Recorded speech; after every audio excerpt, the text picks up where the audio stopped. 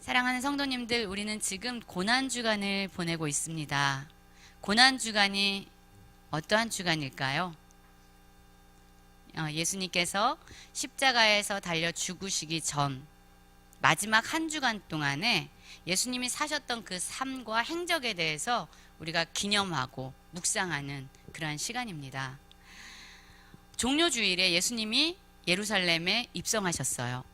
그때 사람들은 예수님이 예루살렘에 들어오시는 것을 보면서 이제 우리가 비로소 로마의 지배로부터 벗어나 자유를 얻을 수 있겠다, 우리가 해방될 수 있겠다라는 소망을 가지고 있었습니다. 그래서 그들은 종려나무 가지를 흔들고 길가에 자신의 겉옷을 펴면서 예수님께 호산나 다윗의 자손이여 하면서 예수님을 환영했어요. 그리고 월요일 날이 됩니다. 월요일 날 예수님께서는 어디로 가셨을까요? 예루살렘 성전으로 들어가셨어요. 그리고 그곳에서 장사하는 모든 자들을 내어 쫓습니다. 그리고 성전의 주인은 바로 하나님이시다. 이곳은 만민이 기도하는 집이다 라고 선포하셨습니다. 그러면서 그 성전에서 자신들의 탐심을 채우고 있는 그 종교 지도자들을 향해서 예수님은 꾸짖으셨죠.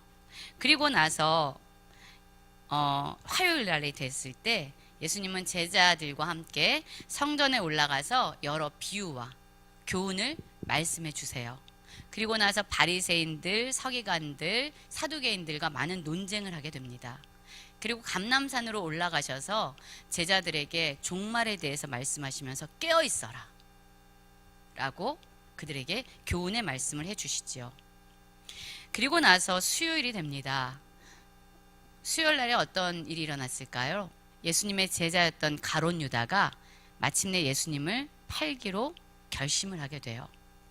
예수님을 따라다녀봤자 이제 더 이상 소망이 없다라고 생각한 거죠.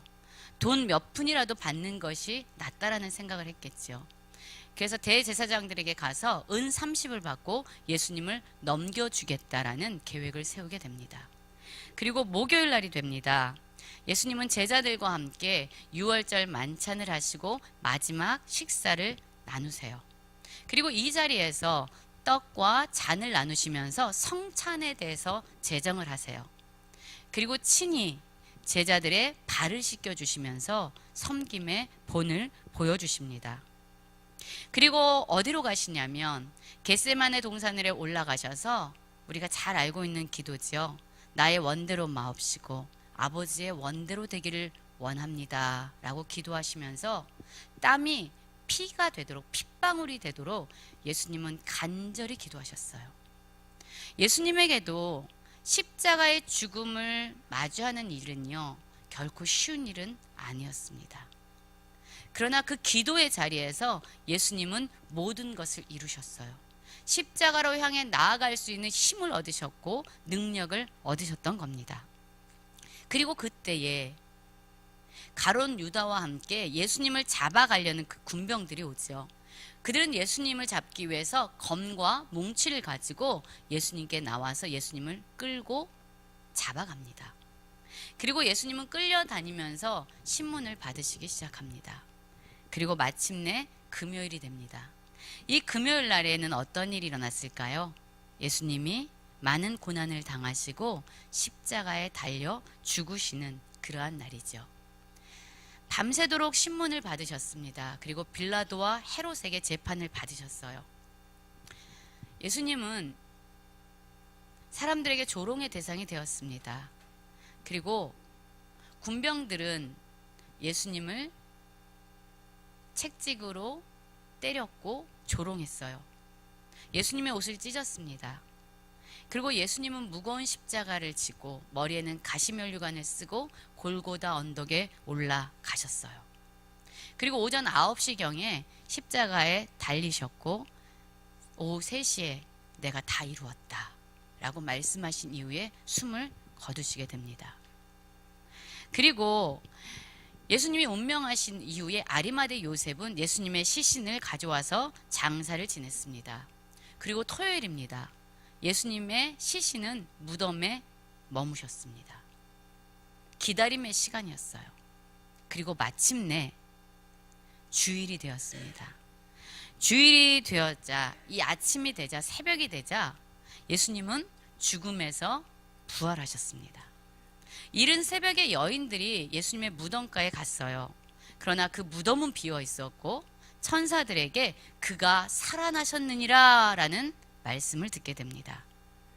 부활하신 예수님이 제자들에게 가셔서요, 절망 가운데 두려움 가운데 있었던 제자들은 다시 소망을 얻게 되고 슬픔에 있었던 제자들이 다시 기쁨을 얻게 됩니다. 여러분, 이것이 예수님이 십자가에 달려 죽기 전 그리고 죽으시고 부활하시기까지의 여정이에요. 우리는 지금 고난 주간을 지내고 있습니다. 그래서 새벽에도 나와서 기도하시고 밤에도 나와서 기도하고 계세요. 그러면 이 종려주일에서 고난 주간으로 그리고 부활절로 이어지는 이 시간 가운데서 여러분 가장 많이 생각하고 가장 많이 묵상하고 있는 것이 무엇일까요? 무엇을 묵상하고 계십니까? 무엇을 위해 기도하고 계십니까? 무엇을 생각하고 계십니까? 어떤 생각을 가장 많이 하세요? 네? 네? 네.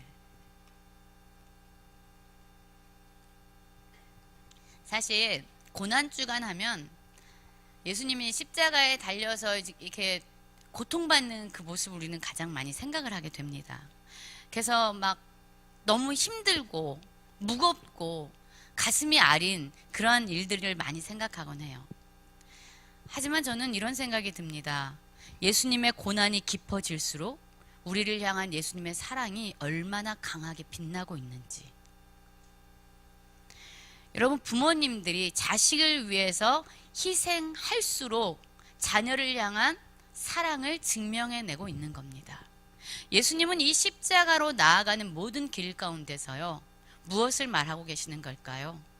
내가 이 고난을 견딜 정도로, 이 죽음을 견딜 정도로 내가 너를 사랑한다 라는 우리를 향한 사랑을 외치고 계신 거예요. 그래서 저는 이 고난의 주간 특별히 기도를 하면서 이 시간에 무엇보다 나를 향한, 우리를 향한 예수 그리스도의 그 사랑이 가장 빛나고 가장 드러나고, 그래서 우리가 가장 깊이 있게 묵상해야 되는 것이 아닌가. 우리를 결코 포기할 수 없다라고 말씀하시는 그분의 죽음 앞에서 그분의 사랑을 우리는 더 깊이 묵상해야 되지 않을까라는 생각을 하게 됩니다. 여러분, 예수님은 생명을 주셨어요. 누군가 나를 위해서 1,000원 하나만 써도, 10,000원 하나만 써도, 밥 한 끼만 대접해도 우리는 그것에 대해서 너무나도 감동하고 감격합니다. 그 다음에 우리는 무엇을 해줄 수 있을까? 나에게 이러한 은혜를 베푼 사람에게 우리는 무엇을 줄까? 우리는 고민하게 돼요. 그러나 여러분, 예수님은 우리에게 무엇을 주셨습니까? 예수님은 나를 위해 그분의 생명을 주셨습니다. 예수님은 나를 위해 죽음의 두려움을 넘어서는 그 사랑을 주셨어요. 예수님은 나를 결코 포기하지 않으신다라고 말씀하시는 겁니다. 십자가에서 두 팔을 벌려서 내가 너를 이렇게 사랑한다라고 외치고 계신 거예요. 모든 물과 피를 쏟으시면서 이것보다 나는 너가 더 소중해라고 말씀하시는 자리가 바로 십자가이고, 우리는 이 고난의 주간에 예수 그리스도의 사랑 앞에 우리는 감격하고 감동해야 됩니다. 그런데 여러분, 이 예수님의 사랑을 잃어버린 세대가 바로 지금의 세상입니다. 이 세상은 사랑이 메말라 버렸어요. 많은 사람들은 사랑을 찾아서 갈증하고 갈망하고 있지만 이 세상 어디에서도 사랑, 진짜 사랑을 발견하는 것은 결코 쉬운 일은 아닙니다. 그러면 이 사랑을 잃어버린 이 세상은 도대체 어떤 세상일까요? 2015년에 10월 6일 6시 5분경에 서울 구로구 여기 근처죠. 오류동에서 경비원으로 일하시던 박모 씨라는 그 69세 경비원으로 일하시는 아저씨가 계셨어요. 그런데 그 아저씨가 6시 5분경 출근을 하다가 그 아파트 인근 도로에서 갑자기 주저앉아서 쓰러지게 됩니다. 이때 사람들이 그 아저씨 곁으로 쓰러져 있는 그분 곁으로 6명이 지나갔고 차량이 3대가 지나갑니다. 그런데 어느 하나 그분에게 손을 내밀거나 그분에게 관심을 가져주지 않아요. 같은 아파트에서 동료로 일하던 경비원 친구분이 가다가 그 동료가 쓰러져 있는 것을 보게 됩니다. 그때가 한 6시 10분경인데 그래서 바로 119에 전화를 하게 돼요. 그래서 9분 있다가 119가 오게 됩니다. 그러기까지 14분이라는 시간이 걸린 거예요. 그런데 이분을 병원으로 옮겼지만 이미 그분은 심폐소생술도 했습니다. 그러나 자가호흡도 끊어졌고 맥박도 뛰지 않았어요. 그분의 죽음의 원인은 심정지였지만 사실 이렇게 갑작스러운 심근경색으로 심장이 정지되는 사람들에게 산소를 줘야 되는 그 골든타임은 4분이라 그래요. 4분이 지나면 되게 위급해지고 생명을 잃게 되는데 만약에 이분 곁을 지나가던 그 누군가, 그 6명 중에 한 명이 아니면 그 세대의 차량 중에 누군가가 내려서 그분의 안부를 묻거나 그분에게 관심을 쏟아줬다면 어쩌면 이분은 살 수도 있었던 거죠. 표면상 이분의 죽음의 원인은 심정지였지만 사람들의 무관심이 어쩌면 이 사람을 죽음으로 내몬 건 아닌가 생각이 듭니다. 여러분, 세상은 사랑을, 긍휼을, 관심을 잃어버렸습니다. 비단 우리나라만 있는 일은 아니에요. 중국에서도 같은 해 2015년 8월 30일 날에 있었던 일이에요. 허난성의 까이펑시라는 곳에서 갑자기 폭우가 쏟아지는 바람에 물이 불어난 거예요. 그래서 어떤 60대 노인이 오토바이를 타고 가다가 갑자기 미끄러지면서 그 물 때문에 쓰러지게 됩니다. 그래서 그분이 일어나려고 이제 발버둥을 쳤죠. 근데 물의 깊이는 그렇게 깊지 않았습니다. 성인의 무릎 높이, 밑에서부터 60cm, 70cm 정도의 아주 얕은 물이었어요. 그런데 이분은 오토바이를 가다가 쓰러졌고 일어나야겠다는 생각 때문에 발버둥을 치다 보니까 쉽게 일어나지가 않은 거죠. 그 주위에 많은 행인들이 있었어요. 오토바이도 지나갔고요. 차량도 지나갔습니다. 그리고 그 중에 행인 중에 3명은요. 오토바이 가까이 가서 그 할아버지를 보기까지 했어요. 그런데 손을 내밀지 않고 그냥 머뭇거리다가 지나가게 돼요. 그분은 발버둥을 치다가 결국 다른 행인에 의해서 일으켜지고 다른 곳으로 옮겨졌는데 이미 호흡이 끊어져서 죽은 상태였습니다. 이것이 허난성 TV 영상으로 공개가 됐는데요. 이 모습을 보면서 사람들이 얼마나 많이 분노하고 울분을 쏟아냈는지 모릅니다. 세상이 이렇게 됐구나. 세상이 이렇게 됐구나. 어느 사람의 고통과 죽음에도 관심이 없어져 버린 세상이 되었구나. 이렇게 메마른 세상이 되었구나 라고 사람들은 안타까워했던 거죠. 여러분, 다른 나라에서 다른 상황 가운데 발생한 일들이에요. 그러나 한 경비원의 죽음이든 또는 오토바이를 타고 가던 한 노인의 죽음이든 여러분, 이 세상이 어떤 곳인지 우리는 이 작은 이야기들을 통해서 확인하게 됩니다. 이 세상은 어떤 세상입니까? 다른 이들의 고통에 대해서 죽어가는 사람들에게조차 관심도 사랑도 베풀지 않는 무감각해져 버린 세상이 되었습니다.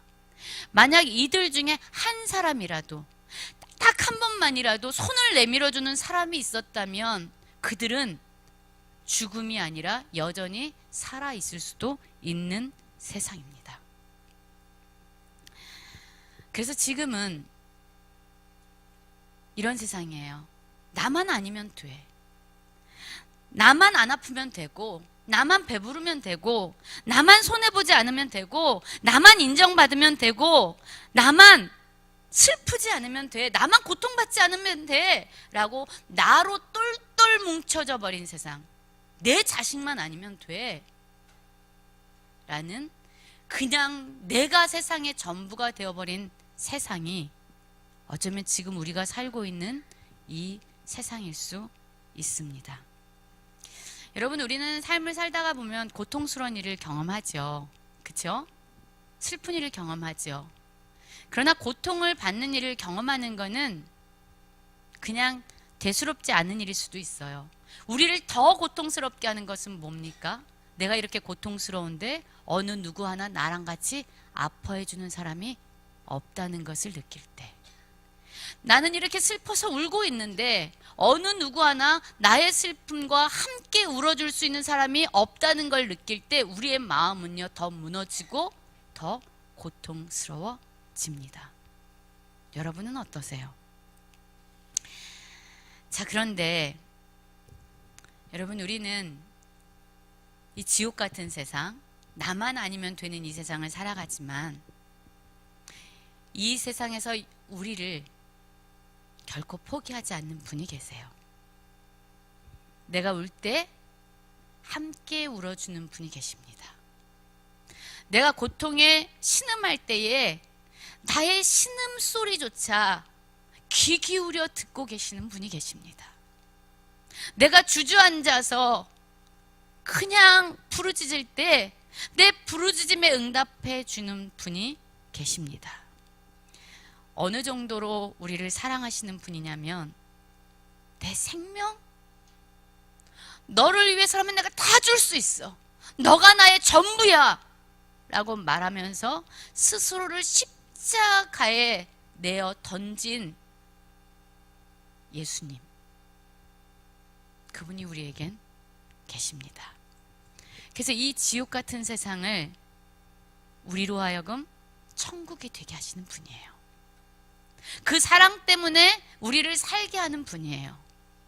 내가 혼자가 아니구나라는 것을 깨닫게 해주시는 분이 바로 우리 예수 그리스도이십니다. 우리가 잘나서가 아니라, 우리가 능력이 있어서가 아니라 그냥 그분이 우리를 사랑해서 우리는 가치 있는 자가 된 거예요. 그냥 우리를 사랑해서 우리는 그분의 전부가 된 겁니다.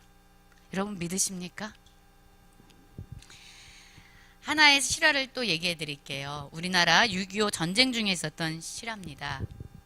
한 만삭이 된 어머니가 아기를 낳기 위해서 어떤 집을 찾아가고 있는 중이었습니다. 그 어머니는 그런데 그만 그 집에 가기도 전에 진통을 느끼고 해산을 해야만 했던 거예요.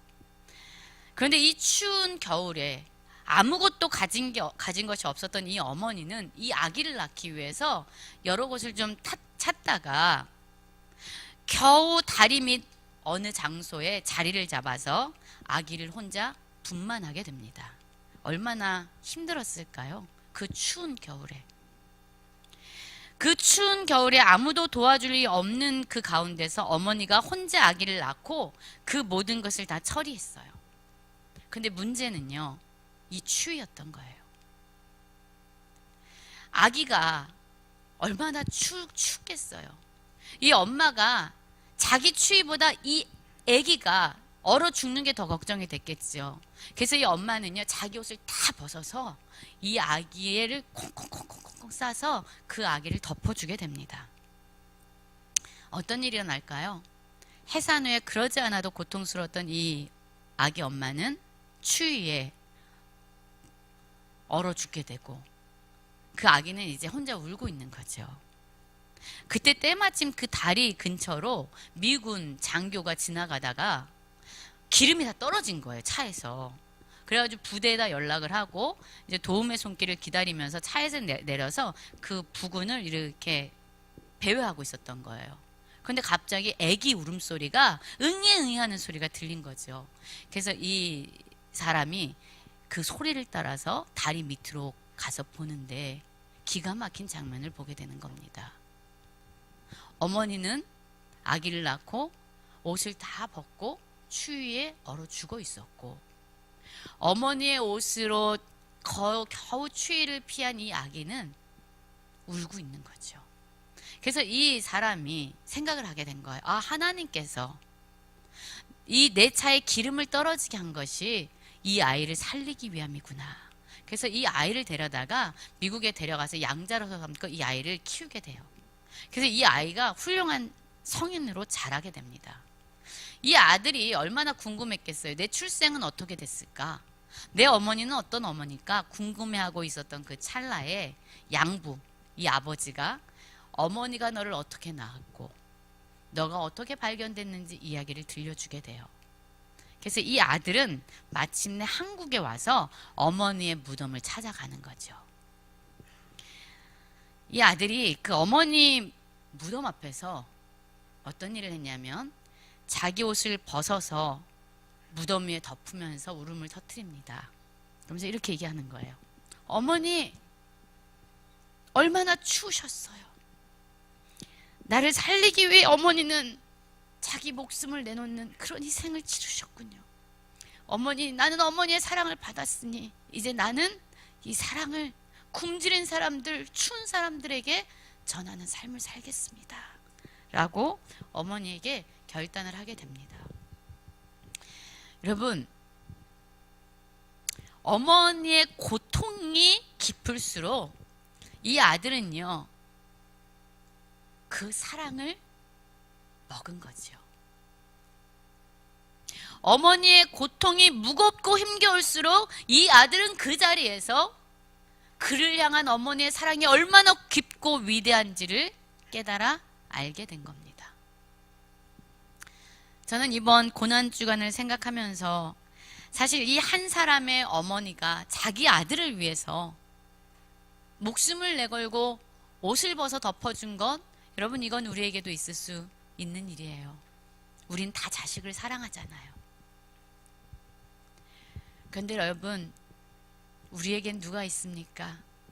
우리는 온 세상을 창조하신 창조주 하나님이 바로 우리의 아버지가 되세요. 우리가 잘나서가 아닙니다. 우리가 능력이 있어서가 아니에요. 우리가 뭔가를 열심히 해냈기 때문이 아니에요. 우리를 향한 하나님의 사랑이, 우리를 포기하지 못한 하나님의 사랑 때문에 우리는 가치 있는 존재가 되는 거예요. 여러분 가치 있는 존재이십니까? 여러분 스스로 사랑스러우십니까? 여러분 스스로 존귀하다고 생각하십니까? 여러분 그렇게 존귀하세요. 여러분 그렇게 위대하세요. 여러분은 가치 있는 존재입니다. 여러분 때문이 아니에요. 우리의 어떠함 때문이 아니라 나를 사랑해서 자기 생명을 내어주신 예수 그리스도의 생명만큼 우리는 그렇게 가치 있는 존재가 된 거예요. 예수님은 나 때문에 자기 생명을 내주시면서 말씀한 거예요. 너는 내 생명보다 더 소중하다. 너는 내게 전부야. 그래서 나는 내 목숨을 내어주는 거야. 그래서 우리는 가치 있는 자가 된 거예요. 예수님의 사랑 때문이죠. 전 예수님이 걸어가신 그 십자가의 길을 오늘 말씀을 이렇게 묵상하면서 좀 생각을 해보게 됐어요. 예수님이 가신 그 십자가의 길이 어떤 길입니까? 참 외로운 길이셨지요. 예수님을 사랑해서 옥에도 같이 가겠습니다. 죽는 곳에도 같이 가겠습니다. 라고 이야기했던 제자들마저 예수님을 다 모른다고 부인하는 그런 외로운 길이셨습니다. 예수님의 제자였던 자들이 오히려 돈 몇 푼에 예수님을 팔아먹고 내가 고민하여 죽을 정도다라고 땀방울이 핏방울이 되도록 기도하시는 예수님과 함께 기도해주는 사람이 하나 없는 그러한 외로운 길을 예수님은 걸어가셨습니다. 여러분, 예수님은 그 길에서 많은 사람들을 만났어요. 어떤 사람들을 만났습니까? 예수님의 얼굴에 침을 뱉고 예수님의 옷을 찢고 예수님의 살갗에 책찍을 휘둘리면서 예수님의 살갗을 찢어내는 사람들을 만났습니다. 밀란이 일어날까 봐 예수님이 죄가 없다는 것들을 알면서도 불구하고 예수님을 십자가에 내어주는 비겁한 사람들을 만났어요. 예수님 때문에 자기가 가진 것을 잃어버릴까 봐 예수를 죽이려는 무지막지하게 잔인한 사람들을 만났습니다. 예수님이 십자가의 길에서 만났던 사람들의 모습입니다. 그러나 예수님은 말씀 한마디면 그들을 다 제거하실 수 있음에도 불구하고 그 모든 고난을 감당하시면서 그 모든 죄인들을 대면하시면서 그 십자가의 길을 걸어가셨습니다. 힘이 없어서가 아니에요. 억지로 끌려가신 것이 아닙니다. 우리를 사랑하셔서 그 길을 자발적으로 걸어가신 것입니다. 그리고 말씀하시는 거예요. 야, 너희들 중에 누가 극심한 외로움 가운데 있냐? 너희들 중에 누가 배신당했냐? 돈 몇 푼 때문에 너를 팔았냐? 누가 너를 조롱하냐? 누가 너를 매질하면서 너에게 육체의 고통을 주냐? 누가 너를 그렇게 아픔에 절망에 무너뜨리게 하냐? 예수님이 그들을 향해서 이렇게 말씀합니다. 내가 알지. 내가 알지. 내가 알아. 왜냐? 내가 너를 위해서 이 십자가의 길을 걸었기 때문이야. 누군가 내가 당한 이 자리에서 고통을 나와 함께 경험하게 되는 그들을 위해서 나는 이 십자가의 길을 걸어가는 거야. 내가 너희의 연약함을 채율하기 위해서, 너의 고통을 위로하기 위해서, 내가 너를 살리기 위해서 나는 이 고통을 마주하면서 이 길을 걸어가고 있는 거야 라고 우리에게 말씀해 주십니다. 여러분, 우리는 어쩌면 예수님에게 채찍을 휘두르고 예수님에게 욕을 하고 예수님을 조롱하고 비방했던 그 죄인들처럼 우리는 살고 있는 분들도 있어요. 우리는 누군가를 정죄하지요. 돈 몇 푼에 누군가를 팔아먹습니다. 부인하고 배신하는 일 너무나도 쉬워요. 누군가를 때려요. 누군가의 옷을 벗기기도 하고 수치감을 줍니다. 이렇게 죄로 범벅이 된 우리, 다른 사람의 아픔에는 전혀 관심이 없는 우리에게 예수님이 그 십자가의 길로 걸어가시면서 말씀하는 거예요. 너희가 죄를 고백하면 내가 너를 용서하지. 이 십자가의 길에서 만난 모든 죄인들을 용서한 것처럼 내가 너를 용서하지. 그래서 여러분, 이 십자가는 우리의 고통이 치유되는 장소이며 우리의 죄가 용서되는, 예수의 사랑으로 범벅된 가장 강인한 우리를 향한 사랑을 증거하시는 그 사랑의 자리가 바로 십자가의 자리라는 것을 여러분 기억하셔야 합니다. 여러분, 이 고난의 주간은 그래서 어쩌면 우리에게는 소망의 시간입니다. 어떤 것으로도 결코 포기하지 않는 예수 그리스도의 사랑을 확인하는 시간입니다. 우리의 모든 고통을 아신다고 말씀하시는 주님 안에서 위로받는 시간이에요. 우리의 죄를 알고 계시고 용서하시는 그 예수님의 사심의 은총을 받는 자리입니다. 그래서 이 고난의 시간, 고난 주간을 보내면서 우리가 우리를 위해서 십자가에 달려 죽으신 예수 그리스도, 그러나 다시 부활하심으로 우리에게 새로운 생명을 주시고 죽어도 죽지 않는 영원한 생명으로 살게 하신 예수 그리스도를 더 깊이 묵상하며 감격하며 살아가는 저희 모두가 되었으면 좋겠습니다.